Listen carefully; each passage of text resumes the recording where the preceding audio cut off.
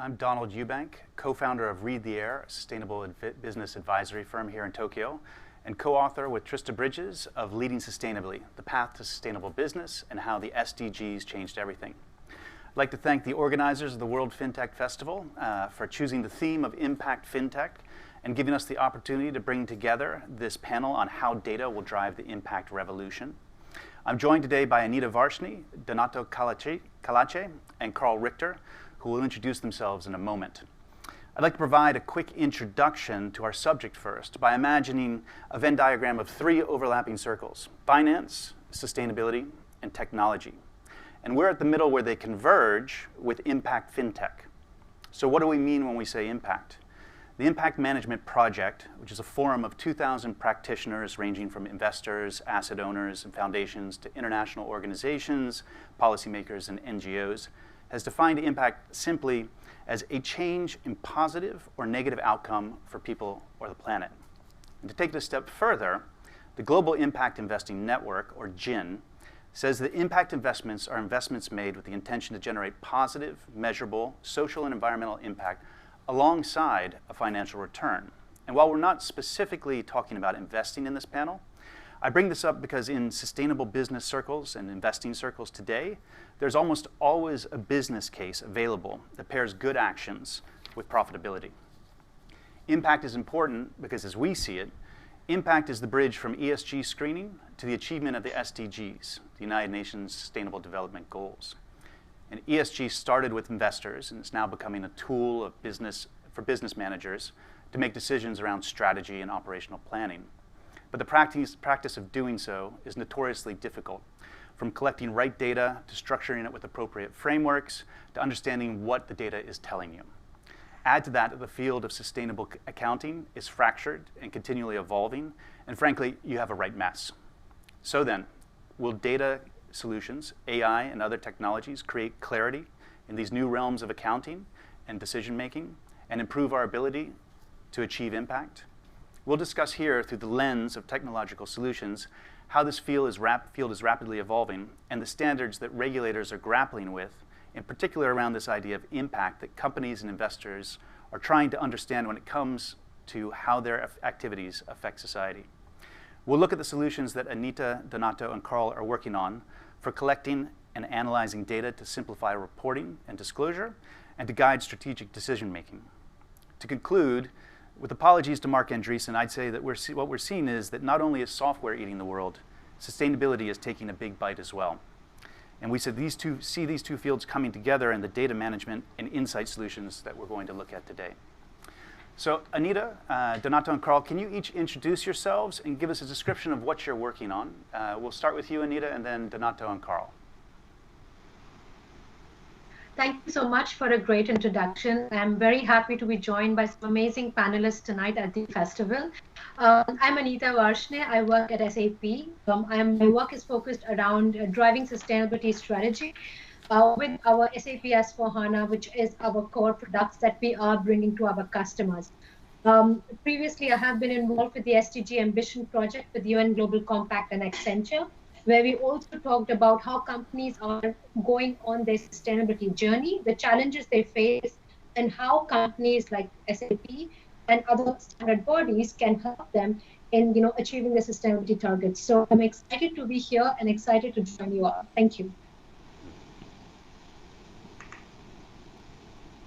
Thank you, Anita. I'll go next. My name is Donato Calace, and I'm the Vice President of Innovation and Accounts at Datamaran. Datamaran is the only cloud platform in the world that specializes in identifying and monitoring external risk, including ESG. We use patented technology, in particular leveraging natural language processing to analyze the narrative around ESG factors in a variety of publicly available sources, including corporate annual filings, annual reports, sustainability reports, SEC filings, mandatory and voluntary policy initiatives, so from mandatory law issued by governments and parliaments to voluntary standards, like, for example, the Global Reporting Initiative standards or the SASB standards, And then we also analyze news and social media. The insights that we we generate through our AI approach in the platform are used by decision makers in companies to do exactly what you said before, Donald, as you said, that ESG was actually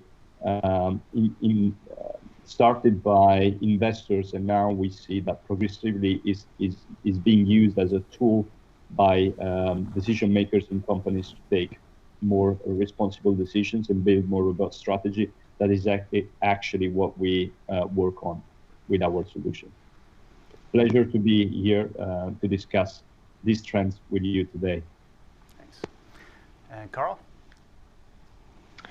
Hello, everybody. It's great to be here. My name is Karl Richter, and I'm here to talk about Instance, which is an open source project that I'm very enthusiastic about. And it's inspired by the idea of creating an Internet of Impact. It's a very conscious play on the idea of the Internet of Things and trying to think big and imagine, how could the world be if we had real-time impact data? A lot of the challenges we have at the moment relate to the fact that impact as an activity happens in a very distributed way. It happens, impact is created by individuals through their purchasing decisions, or it's created by organizations as they go through their activity. And there's always a lag and a delay as that information gets rolled up. And typically we see, for example, with something like reporting carbon emissions, it can take a few years, up to 3 years, to get a really accurate carbon footprint. And that's just simply not feasible if we're expecting people to make, real-time purchasing decisions. Just imagine going shopping for your groceries and you can get a breakdown of all the prices for every item in your basket, but you wouldn't know where to start to find, the gender balance or the carbon footprint or the impact on biodiversity and so forth.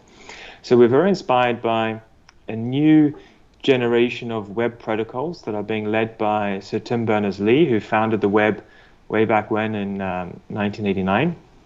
And what's really exciting about these protocols is they work around a concept of linked data.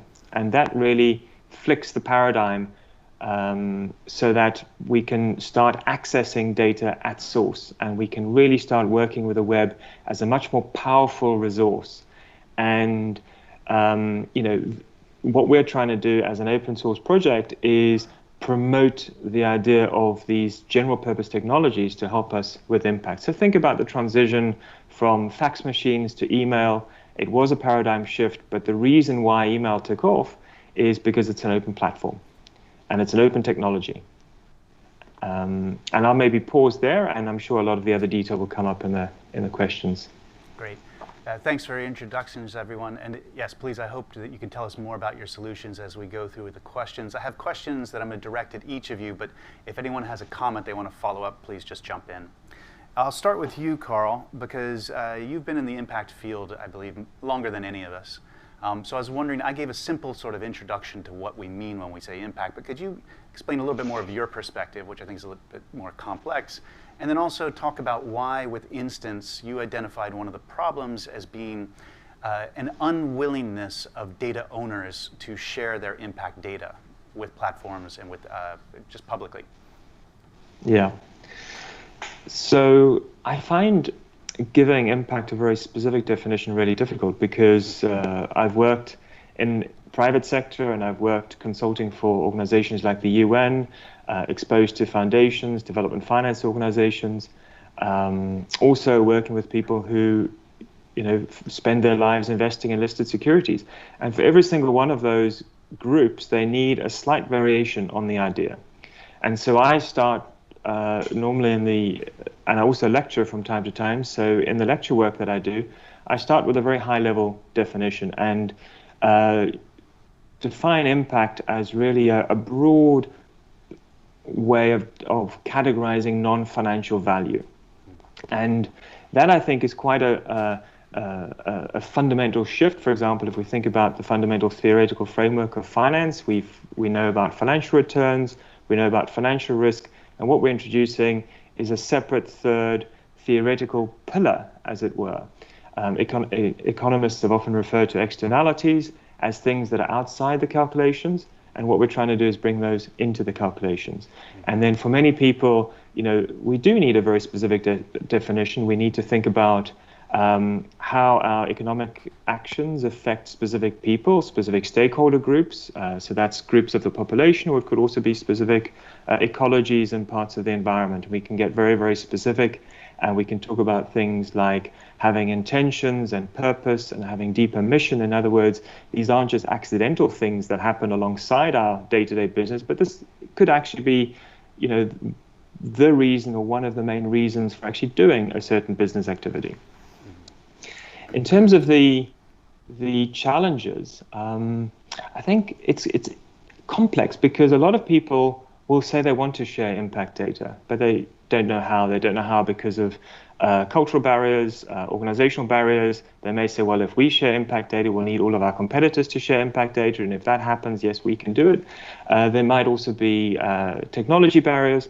Certainly one of the big issues which came up when I was leading a working group coordinated by the ABCD was there's just simply no standards. And we need to be able to get towards a position where we have interoperability. So that means if I share my data in the format that I use and I find the most valuable, other people should be able to work with it, and vice versa. And we still have not got there. And we're seeing a lot of movement when it comes to regulations and legislation and convergence of norms, moving away from a very fragmented world towards I think it's becoming tangible where we will get to that point of interoperability, and we will be able to make it easier for people to share their impact data. Mm-hmm. Yeah, indeed. I think we've seen some moves recently from the International Financial Reporting, the International Financial Reporting Services. One of you will know the name of it. Well, there's a non-financial reporting initiative I think you might be referring to, or the... You're talking about the IFRS? Yes, the IFRS. IFRS. Yes, they're working on international standards. That's it, standards for sustainability metrics. So to continue with this question about non-financial information, Anita, could you talk to us a little bit about how you think that businesses will start to handle non-financial information, or regulatory bodies or investors? So I will come back to the IFRS work that has been just recently concluded. I think they had the consultation workshop last week, and exactly this point on bringing materiality close to the business was, heavily emphasized on. And I think Karl made a very important point about sharing the data or impact. So just a couple of points on that. When we are looking even within our own organizations, our data models, our infrastructure and technologies have been set up to report on something which brings us profitability. It has not been conventionally set up, which is responsible for the economy, society, and the bigger needs. So first of all, the first hurdle that companies need to process, do they have those transparency of that data where they can report, this is how we create an impact. And at the second layer, then coming to Karl's point, is how do you extend this outside your enterprise? So I think, first of all, it's a journey. And the question that you asked about these standards, while these different standard-making bodies are coming together to, align, that we have a common language between businesses, what companies and businesses can do is they can look at the top areas where they're trying to drive impact. So, for example, through SDG Ambition Project, we were very, very specific in the ask of the private sector that be very specific on the areas where you want to drive impact, whether it's about waste management, whether it's about gender, or it's about climate action. The more precise you are, you can start working backwards on the data that you need to report, and then hopefully by that time, teams like IFRS who are bringing these bodies together, they have also substantially moved further in their journey. So I think it's the amount of work both the organizations need to do internally, looking inward on how they are doing this responsible or sustainable reporting, and giving time to standard-making bodies to do their homework. This is how we need to align ourselves and use the impact data and further giving back that data to investors to make the right decisions. Donata, do you have a comment on that? And also what these solutions mean for these efforts to harmonize this alphabet soup of sustainability and impact frameworks? Sure, of course. I'm very, very happy to comment. I would say that the point that Karl made before, that we see this convergence in policy and in practice towards interoperability. It's important to look at this from the perspective of decision makers in companies, right? How they can be prepared for this convergence that we see happening in the policy. And I have some examples of working with our community of clients in that sense. So sustainability and the ESG world has been for a while quite siloed within companies, which means that many companies had either adopted a philanthropy for point of view, and that also where impact as an original idea was coming from. So having impact for the investment you made in philanthropy. But now the ambition is to take it to the strategic level, right? So you have, because of these new policy developments and big players like the IFRS coming in, you have new attention coming from the executive leadership. So people that typically were not that much interested in philanthropy, it was like a sort of window dressing of the company, let's say. Now they're taking it to the strategic level. So we're talking about the CFO, the CRO, in some cases also the board. Now the point is that these people, one, need to be educated. So I remember talking with one of our clients in the financial services space. I won't make any names, but essentially what they said was, now, with these new policy developments, we see that my CFO is actually asking questions and wants to know what we're doing in the space, in sustainability in relation to biodiversity, for example. And then they tell me, oh, we decided that we won't care in our strategy about biodiversity. And then my contact has actually had a difficult time to explain to them that they can't just ditch biodiversity altogether. It doesn't work that way. It would be like ditching a pillar 3 of the IFRS in that sense. There is a logic behind it.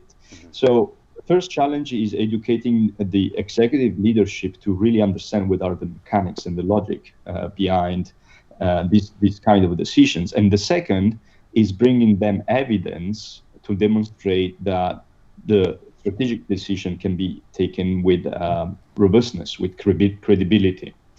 In other terms, and also Anita mentioned materiality. It's a key concept to demonstrate that. But one of the challenges is that materiality right now in sustainability is very much characterized by stakeholder engagement. Could I just stop you and get you to define materiality? Because I think it's very useful to understand exactly what that means for people who may not know. Of course. Very happy to do that.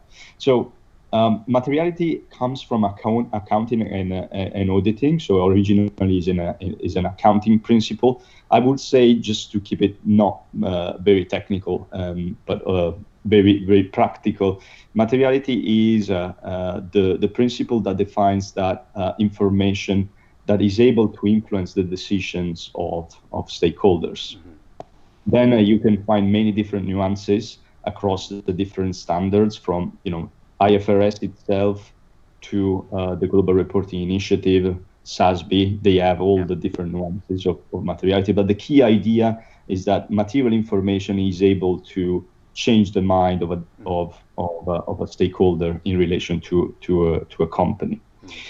So bringing that back to what we were discussing before, demonstrating materiality of a specific issue, like, for example, biodiversity for a company, it means that you should allocate budget to projects related to that topic. You should have goals and metrics and KPIs to track your performance in relation to that topic. Now, how do you demonstrate that to your executive team so they don't go on you and say, hey, we decided to ditch biodiversity?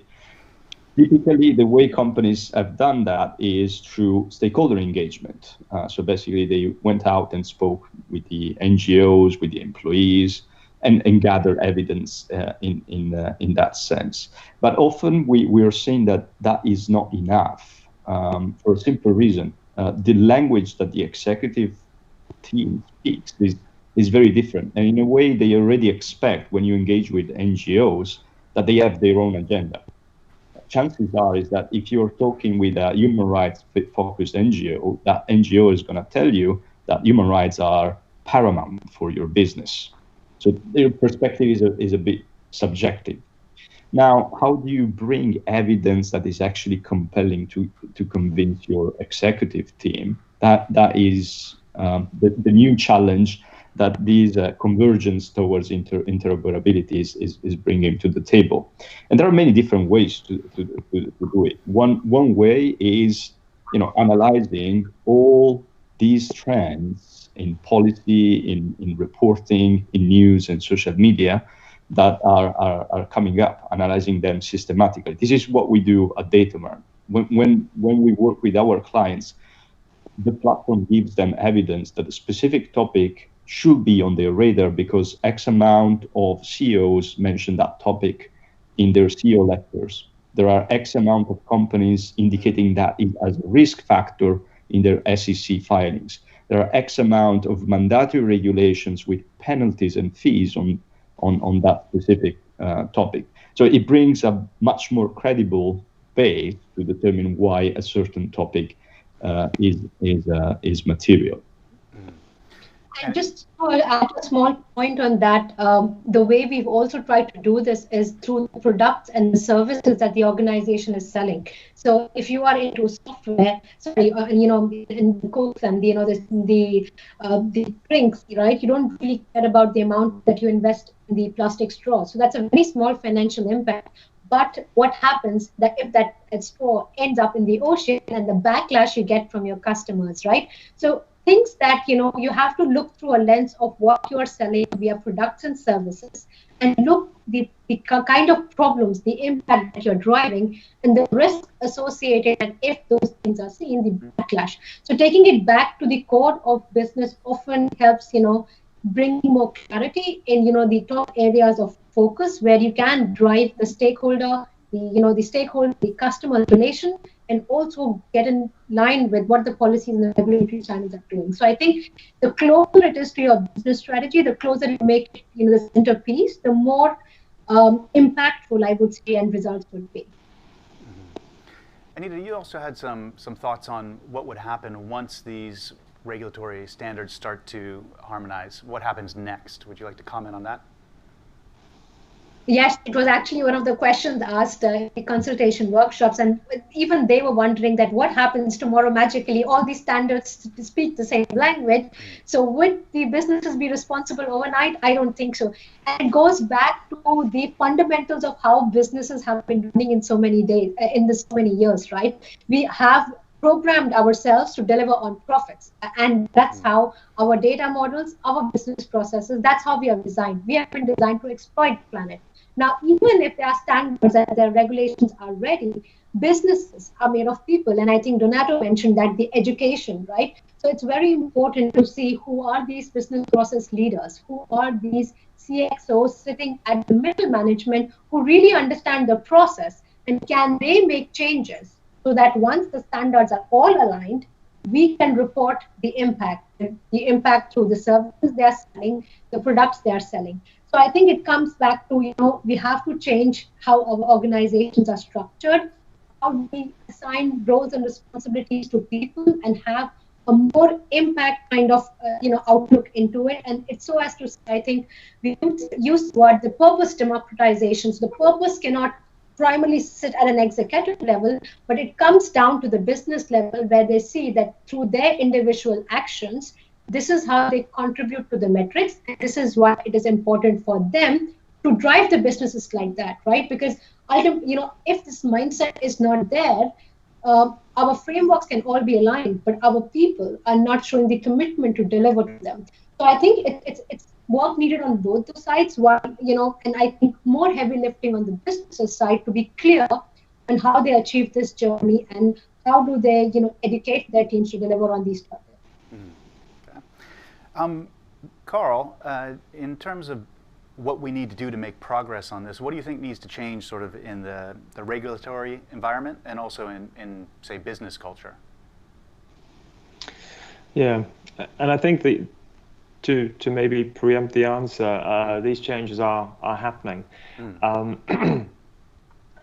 In terms of regulations, for a long time it's been required and mandatory for companies to report a certain degree of financial information. And there was a lot of resistance when that came in originally, and now that's an accepted norm. And companies report their basic level of financial information, whether they're a micro organization, a small startup or entrepreneur, or in the case of a listed organization, they'll report according to a similar structure, but at an incredible amount of detail. And so we need to introduce that kind of a normative approach in terms of non-financial reporting. And if we go back to the definition of impact, and we think about some of the very specific definitions, such as how to assess the effects on a specific stakeholder group, or how do we assess the intentions of our investment, if we're asking all organizations to report at that level in a general way, I think it will almost be impossible. The amount of reporting fatigue will simply cripple the process. So we need to think and ask ourselves, what is fundamentally important, to use the term materiality in a slightly different way. What is material for us as a planet in terms of our global objectives? What information do we need collectively across all businesses so that we can make collective decisions in a better way? So things that affect us all relate to aspects like climate change, biodiversity, ocean acidification, access to health, sanitation, a lot of the common terms that sit within the SDGs. And then to make the process easier, we can look at specific economic activities and identify what basic level information is required against each of those activities. In the conversation early on about materiality, and I think Anita picked on it, we need to focus on products and be able to identify specific level of reporting at that level of granularity, because if you think of an automotive manufacturer, they could make diesel cars, petrol cars, electric cars. We need to be able to differentiate the different types of information based on the fundamental product, how it's going to be used, how it's manufactured, and of course its full lifetime impact.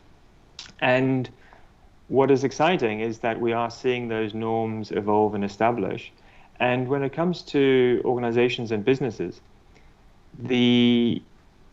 perhaps one of the initial areas of resistance might be to say, well, if we report that degree, that granularity of information, well, that gives people a window into our intellectual property. If we reveal that information about our supply chain, then people can potentially reverse engineer our product. And so we need to be really careful about that, because we need to be realistic with the expectations of how much information we need from the organizations. But I think there is a balance where we can reasonably ask companies to report at an aggregate level, quantitative information. What is your total tonnage of carbon emitted in the supply chain? What is the on aggregate balance of gender equality in your supply chain, water consumption, and so forth, where these bits of information don't necessarily reveal specific elements of intellectual property, but that are very useful for others to then factor into macro level analysis. And Karl, the way you mentioned about measuring your impact on these specific SDG targets, what you see, I think, coming back to the question, as we grow more mature in being transparent on these specific areas, we can link them back to the finance. So the impact-based accounting would be a natural follow from SDG-based accounting. So SDGs will be making more insights about how much water do you use, what is your carbon emission.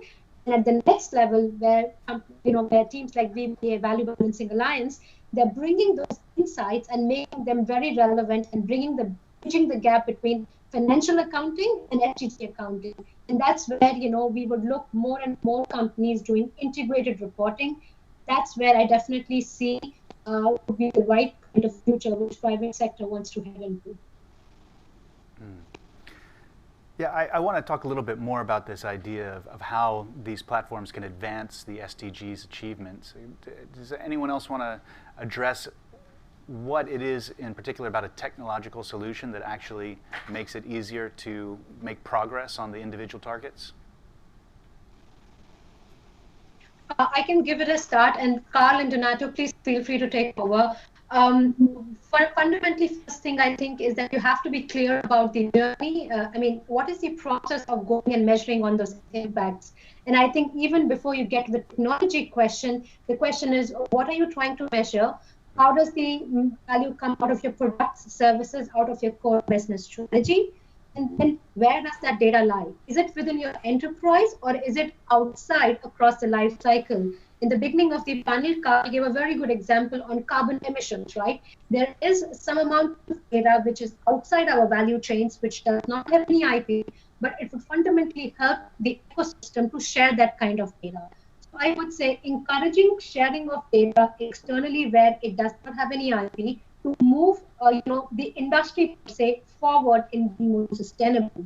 And if you look inward, to use technology, so first of all, to re-engineer or re-look into our processes to run them more sustainably.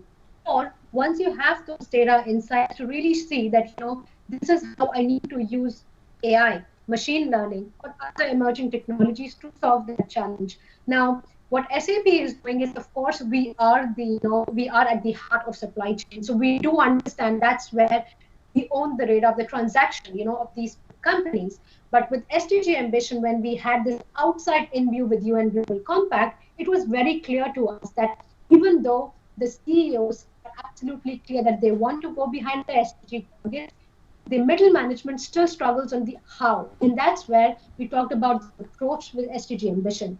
And when it comes to implementing it using systems, it has to be a combination. You have to look at a couple of factors, right? What kind of systems do you actually have versus, where you want to team up with external data providers. So we have been working on carbon emissions, on responsible supply chains, and even bringing more insights into the waste, right?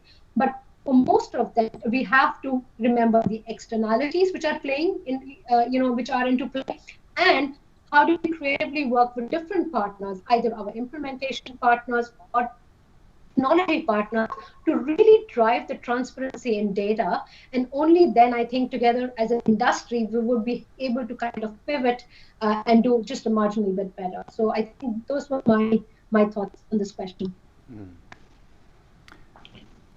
And if I can add to that as well, I think Karl and Anita were very clear in explaining how technology facilitates and in some cases even enables collecting the necessary evidence to measure your impacts, being those within the perimeter of your organization or outside.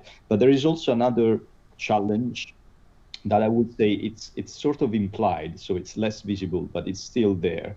And the challenge is, let's keep in mind that the SDGs are Agenda 2030, and the world doesn't end on 2030, hopefully. There are already, if you read online blogs that talk about what is missing from the SDGs, and maybe we should add an SDG on topic X, on tax or human capital. There are many different positions there.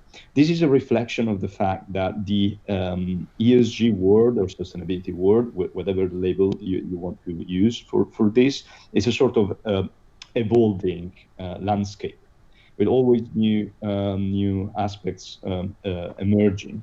So I think one of the challenges in managing all this stuff is that one, you have to have the capabilities and the technological infrastructure to go deep, so to measure the impacts. But second, you also need a process and the technology and the capabilities to keep a sort of horizon scanning process, so that this year we've seen many companies committing to net zero carbon emission goals, which is great. But next year there will be another issue that companies will start to focus on, and there will be more. And some of these issues become standardized in frameworks and in law. Some others are, still emerging there. So being able to capture what's emerging, what's brewing, can help companies be prepared to that convergence towards interoperability. So my point is, there are two levels there. One that is going vertical in the measuring the impacts, and the other is more, about the breadth of the horizon of issues that are emerging. Yeah, I liked when you and I spoke before this, how you mentioned COVID-19 revealed to us a bunch of sustainability issues that have a major non-financial and financial impact. So there's a lot of things that can happen in the future that will reveal whole aspects of sustainability that we haven't even considered yet. On a more practical level, I'm curious, you gave some examples of your experience talking to CEOs after they had engaged with Datamaran. Anita or Donato, do you have other examples of how people have used your tool, and then from what they've learned from using the tool that they didn't know before, they started to ask for more aspects of their business that they hadn't thought about previously?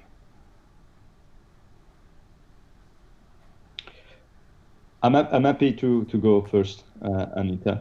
So I would say the typical journey that we have with our clients is a journey where they start with benchmarking themselves, because we are in a reality where there are already ESG ratings and rankings and some performance measurements. So benchmarking their performance against peers or the other companies in their network, it's a very intuitive idea there. So it's a good starting point. But actually, then the question becomes why we are benchmarking ourselves on carbon emissions and not human capital management, or not issue X. How would you define the set of issues that you really want to benchmark on? So it becomes more about strategy. So the second step of our journey is identifying those material issues in a strategic way beyond just the reporting scope, because typically materiality assessments are used to identify what is material and should go in a sustainability report. But there is also a strategic value attached to it. And the final step of that journey is the integration into the existing risk management processes of the companies. And typically those are very inward focused. So when you talk with a risk management team, they know all about the data about their supply chain and raw materials, and if there are any risk of stops in that value chain flow. But when it comes about external data, so data that doesn't come, it's not within the perimeter of the company, they're really in the dark. So the next step of the implementation is actually opening a window on the external world and capturing those signals that tell you that something is emerging, and maybe you should start to build that infrastructure to collect that kind of information, essentially. And this process goes up to the board itself, because the board in the end is in charge of questioning management, making sure that management is doing what they should do in order to ensure the sustainability of the company. And I'm talking sustainability from a broader perspective, not only environmental and social, but also economical, like the survival of the company over time, right? So they need to have the right knowledge to ask the right questions to management, and management should have the right answers to these questions. So that is the kind of journey that we see along the maturity of the company as well. We're going to have to wrap it up in a few minutes. So Anita, could you respond in about a minute? And then Karl, if you have any concluding thoughts you'd like to throw in, you could wrap it up for us. Yes, absolutely. So yes, I think I would just carry forward what Renato said. The journey is more important, and wherever we've had these kind of conversations with customers in the last couple of years, it's more about looking into their own services or the project they're running, and how do you do them in a more sustainable way. So if it is about managing stocks, what do you do to reduce wastage at the end of the day? You take that food produced and, distribute out in the community. Or if you're looking at, transportation logistics, while you are optimizing your transportation network, how can that also help reduce carbon emissions in the same point? So we are trying to see that, first of all, it's important for the customers and the businesses to understand that these problems can be solved looking inward. And the second thing which we are working on, because these businesses are so huge, they are often running siloed projects on either CSR or trying to make impact in their own small way. It's very important that if you have to show impact, these are collectively brought forward. And I think, Donato, as you mentioned, to the board level, that here are the top projects the organization want to work on in a structured way. So I think with SAP, a lot of our enterprises, they are already on this journey, while some are ahead in setting their targets than the others. But I think it's time for, they're looking into their own organization and trying to drive the change from there. Great. Karl, any final comments? Yeah, I'd like to finish with a forward-looking idea, and I often use the following analogy when trying to explain to people what the potential might be if we had an internet of impact. And we're very familiar, if we go to a foreign city, of the books that, the travel books that we might take around with us, Lonely Planet or such like. And that's a little bit like we're navigating, how we're navigating the world of sustainability information and impact information. There's always an inherent bias in that book. We trust the brand. But it's very different to how we often navigate foreign cities with a smartphone in our pocket. We won't have a catalog of books. We won't just have more of those guides and look through the index and navigate in the same way, but just with more data. We use a very different technology. We use search. And the apps on our phones are able to pull together an incredible amount of information, live arrival times of buses and trains, and live traffic congestion information. And the way we go about making those decisions, or at least how the technology helps us make those decisions, is different. We use search to then optimize our journey, and we can then decide if we want to take the journey based on the shortest route, based on rail or road, or based on a main motorway or something else. And hopefully, similarly, we could do that with impact data, and then use the impact data to optimize our business decisions around a number of different factors that are relevant and material for us. And hopefully that's an encouraging note, because the technology exists. We just have to harness it for impact. Great. Thank you so much, Anita, Donato, Karl. It's a very exciting subject. I look forward to see how it develops in the next years, and maybe we can check in a year or two from now and see where we are. Thank you so much. That'd be great. Thank you. Thank you. Goodbye.